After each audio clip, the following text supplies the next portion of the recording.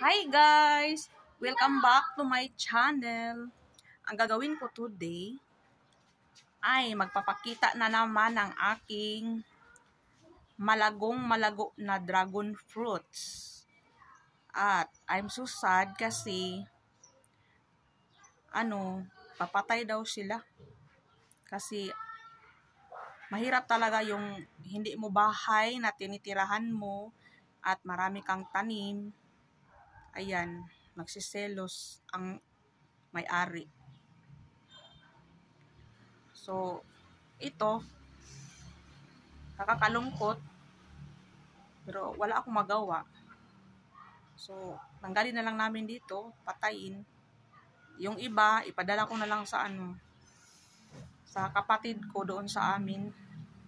Ipatanim ko doon sa amin sa bukid para may makain naman kami doon pag uwi namin doon sa amin sa bukid. Sa aming probinsya, sa Bukidnon. Taga Bukidnon kasi kami. At dito kami nakakita ng trabaho sa Butuan. So, ayan, I'm so sad. Pakita ko na sila guys. Ito yung mga dragon fruits. Ito, ang lago-lago na nila guys. Yung stick na pinaanuhan ko sa kanila,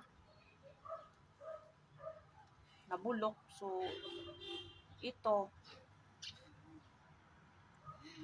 na sila. Oh. Yan. Lago na. Mayroon pang mga gulay, alugbati. Gumagapang sa kanilang puno. Yan. Ayan guys, oh. Ang taas-taas na. Ayan, oh. Tumaas na sila guys. So siguro December, na to. Mayroon na tong bunga. Yan. Sobrang haba na. So, wala kaming magawa. Papatayin na lang. Ayan. Kunin namin tong alugbati kasi gulay na ito. Ayan. Sayang.